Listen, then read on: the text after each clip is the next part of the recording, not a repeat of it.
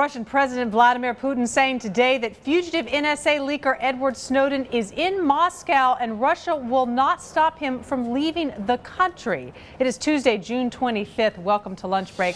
I'm Wendy Bounds. Here to discuss these latest developments is Wall Street Journal Washington Bureau Chief Jerry Seib. Jerry, thanks for being here. So China did nothing to stop Snowden from leaving Hong Kong. Russia's letting him linger in Moscow and saying he can fly out of there. The U.S. has called for his immediate return. Would it be an understatement to say that this is kind of a mess?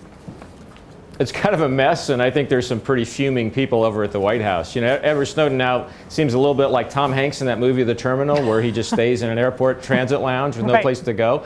But that doesn't stop the U.S. from thinking that if the Russians really wanted to, they wouldn't sort of hang on legal niceties. They could move in and do something to follow through on an extradition request from the U.S. The Hong Kong authorities, and by extension the Chinese, seem to have latched onto some technicalities to create a loophole to allow Edward Snowden to leave. The Russians are basically standing on one side of this transit lounge and saying we can't go to that side of the transit lounge to get him.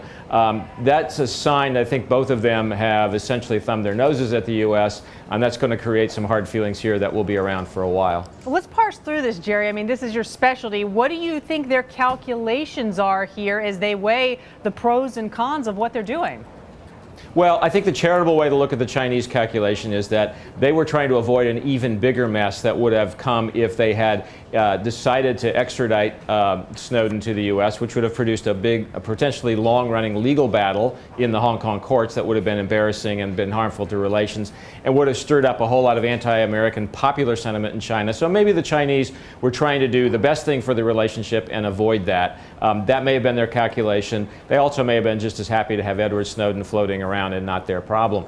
The Russians, I think, are basically just not in a position right now where they're inclined to do a lot of favors for the U.S. Remember that the Russians are very unhappy right now because Congress at the end of last year passed a law that allowed the U.S. government to impose human rights sanctions on Russian citizens that it thinks were involved in human rights violations. The Russians consider that a violation of their sovereignty. That may be one of the reasons they're not particularly inclined to bend over backwards and do favors for the U.S. on a similar issue now. Let's talk repercussions, though. I mean, the U.S. is, of course, demanding in no uncertain terms Snowden's immediate return to the U.S. and sort of warning of these unspecified repercussions if that doesn't happen. What could they possibly be, hinting at, Jerry? Well, look, I mean, the Russians, for example, want some U.S. help in getting more integrated into the global trading system. They're now members of the World Trading Organization. They would like that. They would like the U.S. to back off of ideas for building a missile defense system that's based in Europe, and the Obama administration has been fairly accommodating on that. I mean, if you really get into a tit for tat, those kinds of things could come into play. The Chinese are looking, it's an interesting situation for the Chinese because President Xi, the new president, is actually looking for a kind of a more stable relationship. That's why he wanted to have a summit meeting with President Obama just a few weeks ago to kind of establish that this is a superpower to superpower mutual respect relationship. Well, that's in some danger now, and I think the U.S. and the Chinese can make lots of trouble for each other on the economic, commercial relations front if it slides backwards. The thing the U.S. has to worry about is that it does need help from China and Russia to deal with both the North Korean and the Iranian nuclear programs.